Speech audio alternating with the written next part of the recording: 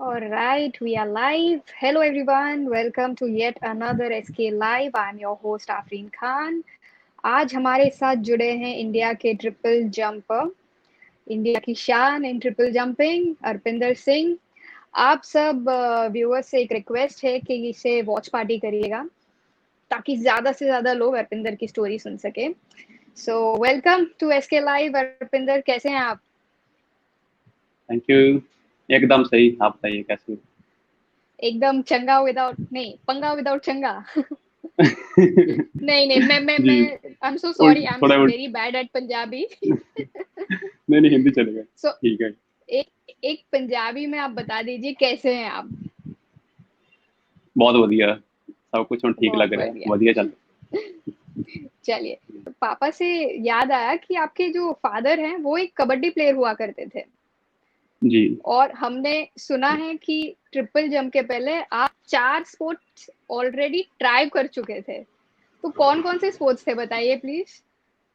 पहले स्टार्टिंग में मैंने 100 मीटर की स्टार्ट की, फिर 200, फिर 400, और कुछ टाइम के लिए 800 भी ट्राई की। दो बार कुछ टाइम ही था, और उसके बाद लॉन्ग जंप भी ट्राई किया मैंने। और किसी में कुछ भी नहीं दिख नहीं रहा था। हर में किसी में इवेंट में फेल हो रहा था। तो उस टाइम अमृतसर में करता था ट्रेंड में। तो अमृतसर के कोच अच्छा थे, अच्छा। डीएस बल साई के कोच थे वो।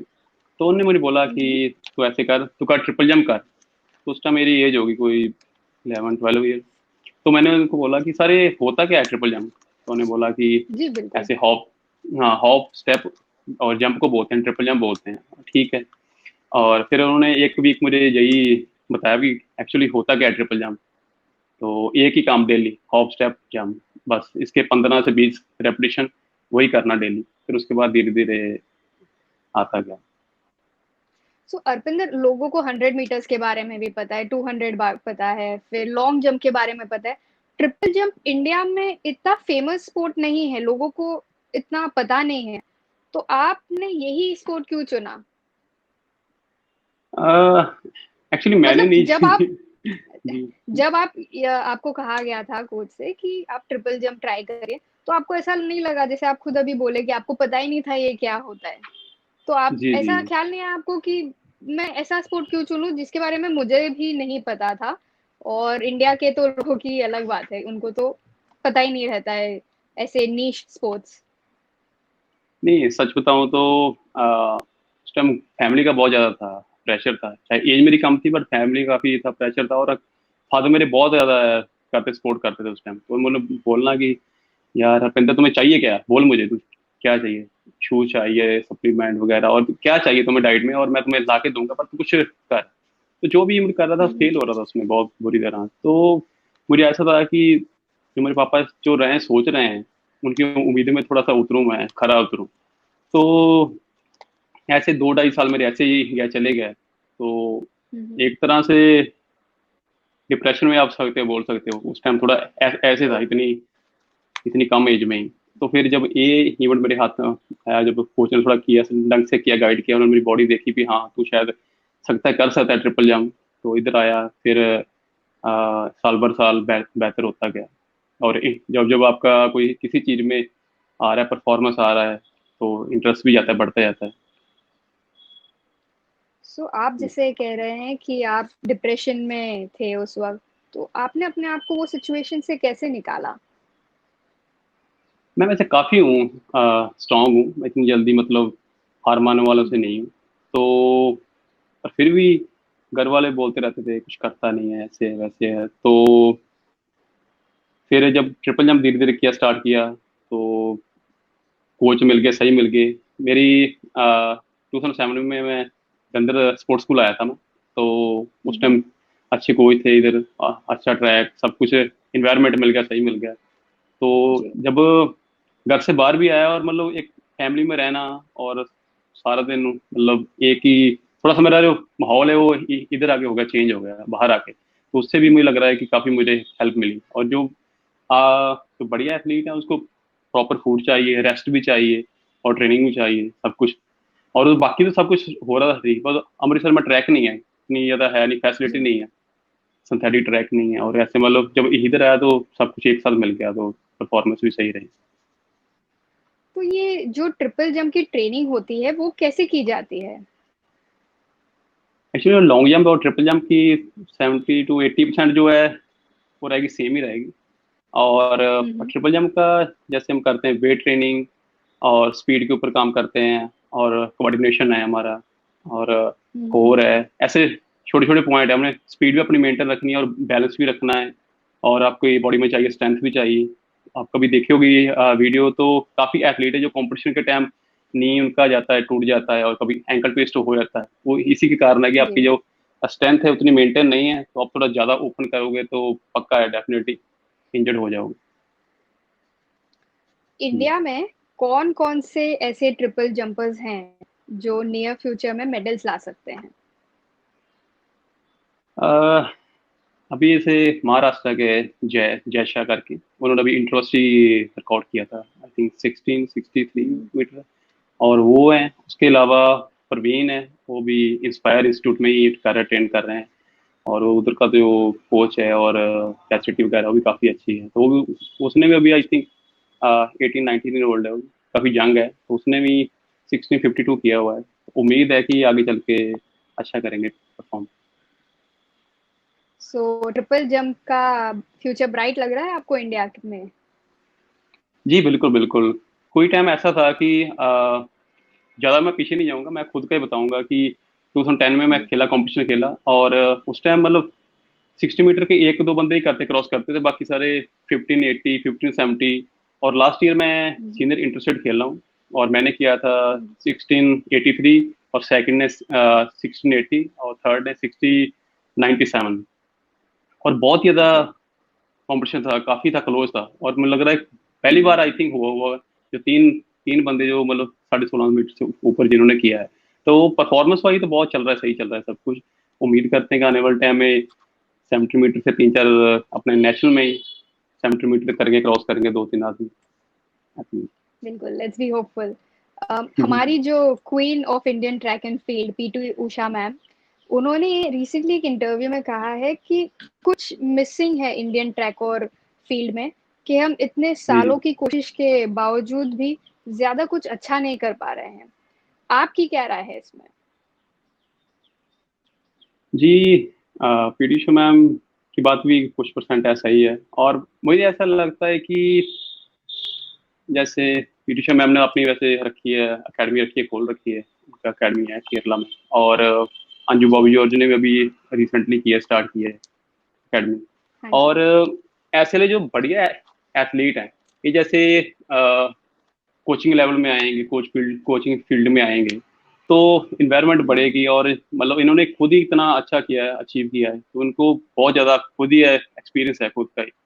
तो ऐसे वाले आदमी और आएंगे आगे निकल के, तो होपफुली नेक्स्ट कुछ ही सालों में जो इंडिया की एथलेटिक्स है काफ़ी ऊपर जाएगी, चली जाएगी। फिलहाल वैसे तो पहले के अकॉर्डिंग देखा जाए, लास्ट टाइम एशियन गेम में काफ़ी कम मेडल थे, तो इस बार तो हुँ, लाइन ही लग गई।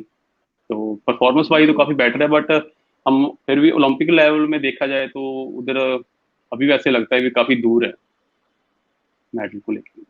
चलिए अच्छी जी। बात है। आपने यूएस और यूके में जाके ट्रेनिंग करी है। क्या डिफरेंसेस है इंडिया और अब्रॉड की ट्रेनिंग में?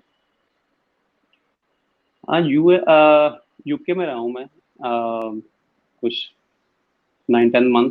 और हुँ, हुँ। कि काफ़ी कुछ है, मेरे लिए बहुत नया था, मैं नया गया तो एक लैंग्वेज उनकी प्रॉपरली यार मतलब समझ नहीं आ रही, और फूड कुकिंग मुझे करनी पड़ रही है, खुद करनी पड़ रही है उधर। और साइकिल में मैं एक साइड में 8 से 9 किलोमीटर था, साइकिल में जाना, इतनी -1-2 होता टेम्परेचर ओह! होता था, तो अप डाउन करना साइकिल में। और प्लस उनका जो ट्रेनिंग सेशन है वो भी एक सेशन ही, हम इंडिया में मॉर्निंग करते हैं, इवनिंग करते हैं। तो ऐसे काफ़ी थे, चैलेंज थे कि जो मुझे ऐसा लगता था यार कहाँ गया, फंस गया एक बार। पर मैं ये भी सोच रखा था भी पीछे नहीं मुड़ूंगा, कुछ भी हो जाए, और परफॉर्मेंस लेके जाऊंगा। अभी इधर आया हूँ तो गवर्नमेंट इतना मतलब कर रहा है, खर्चा भी कर रही है, तो एक साल ऐसे रहा, एक साल नहीं, ऐसे 9-10 महीने। तो मुझे ऐसे लगता है कि आप अब अब्रॉड जा रहे हैं ट्रेनिंग करने के लिए, कम से कम चाहिए 2 साल चाहिए आपको कम से कम उनका, क्योंकि उनकी टेक्निक उन्होंने कर दी, चेंज कर दी मेरी, और सब कुछ ही होगा, चेंज हो गया। तो कोच ही बोला था कि ये साल है जो कि तुम्हें मैं श्योरिटी नहीं दे सकता कि तू इतना जंप करेगा, पर नेक्स्ट ईयर मैं तुम्हें लिख के दे सकता हूँ कि तू 1730 1740 पक्का करेगा, क्योंकि अभी तू वाओ। जैसे मैं बोल रहा हूँ उसे वैसा ही रहा है, कर रहा है। तो उस टाइम कंपटीशन आ गया और ओलंपिक्स भी आ गई, तो क्वालिफाई नहीं कर पाया उस टाइम में, तो फिर वापस आ गए और ऐसा ही अमेरिका में गया।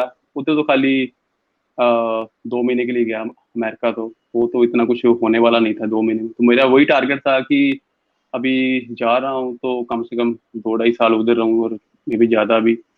इतना शॉर्ट टाइम था इसलिए इतना कुछ अच्छा नहीं कर पाया उधर।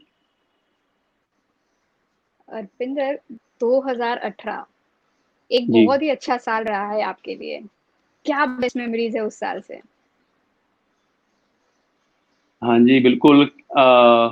लकी बहुत ज्यादा, सही बात है आपकी, लकी बहुत ज्यादा रहा है मेरे लिए, क्योंकि 2014 में मैंने 70 मीटर किया था, क्रॉस किया था। और 2018 में अगेन मैंने सीनियर इंटर स्टेट में 1709 मीटर किया, और उससे मेरे दोनों हो गए, क्वालिफाई हो गए कॉमनवेल्थ गेम और एशियन गेम के लिए। और जी। एशियन गेम में फिर गोल्ड मिला, और उस टाइम भी काफी खुश था मैं। और उसके बाद वर्ल्ड कॉन्टिनेंटल में, तो उधर तो कुछ ज्यादा ही लक काम कर गया मेरा, क्योंकि इतने में कभी आता नहीं मेडल, इतने डिस्टेंस में परफॉर्म तो मैंने इतना कुछ खास नहीं किया उधर, बट लकीली ब्रॉन्ज मेडल मिला मुझे उधर वर्ल्ड कॉन्टिनेंटल में। आपकी जो लास्ट जंप थी एशियन गेम्स में, जी जी। बहुत ही कैजुअल सी थी।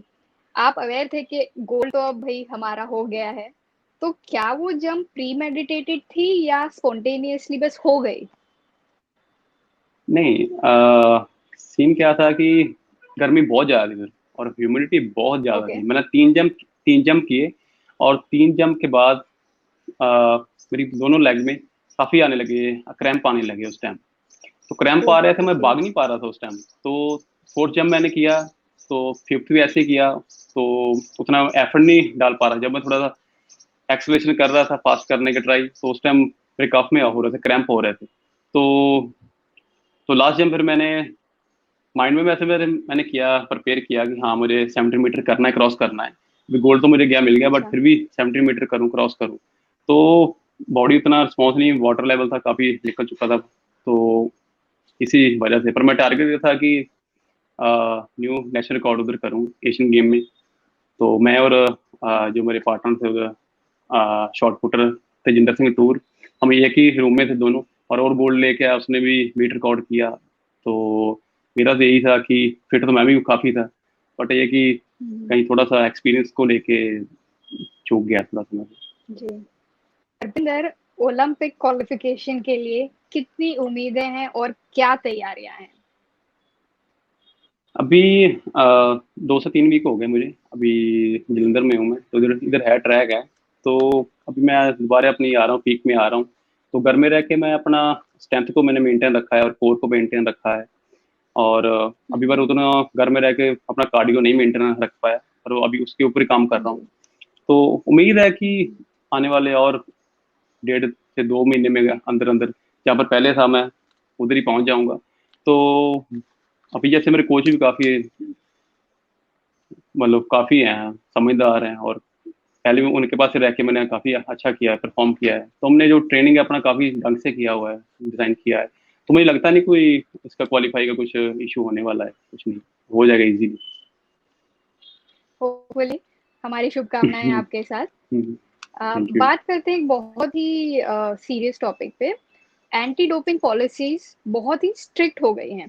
जी कई जी। मर्तबा एथलीट्स अननोइंगली कुछ ऐसे सब्सटेंस कंज्यूम कर लेते हैं जो उन्हें नहीं करना चाहिए, जिसकी वजह से उन्हें प्रॉब्लम्स भी फेस करनी पड़ती हैं। आप अपने आप को कैसे अपडेट रखते हैं एंटी डोपिंग की गाइडलाइन से? जैसे पहले इंस्पायर में था मैं, तो उधर के जो डॉक्टर है, कुछ भी मैं नया ले रहा हूँ, सप्लीमेंट ले रहा हूँ, मल्टीविटामिन या कोई कुछ भी आ जाए, तो मैं ऐसे नहीं, जी। जो मेरे लिया मैंने ले भी लिया, तो पहले तो ये मैं ध्यान रखूंगा कि जो वाडा अप्रूव्ड है मैं वही करूं, बाय करूं। और जी। इसके अलावा भी मैं डॉक्टर के पास जाऊंगा और उसको दिखाऊंगा भी कुछ ऐसा तो नहीं है, इसके ऊपर कुछ इशू तो नहीं है, मैं कुछ इसको ले रहा हूँ, तो जी। वो एक बार हाँ बोल देंगे, उसके बाद ही मैं कुछ लूंगा। और जैसे नॉर्मली भी कभी बुखार हो गया, कभी कुछ ऐसी कोई लग रही दिक्कत लग रही है, तो एएफआई के हैं, डॉक्टर हैं, उनको मैं कर लेता हूँ, कांटेक्ट कर लेता हूँ। तो कभी कभी ऐसा भी हो कि आपको भी रात को हो गया कुछ, तो ऐसे में कुछ ऐसे नहीं, कोई किसी भी गया मेडिकल स्टोर से गया और कुछ ले लिया, तो एक बार आप गए फंस गए, फिर कुछ भी जाए बोलते जाए कि मेरी एक गलती है, ऐसे में फंस गया और फंस गए, तो आपको बिल्कुल। पहले ही अपने आप को सेफ रखना पड़ेगा। तो मैं तो अपने आप को ऐसे थोड़ा रखता हूँ, ध्यान रखता हूँ कि कुछ भी है ऐसे रिस्क नहीं रहता मैं कभी भी।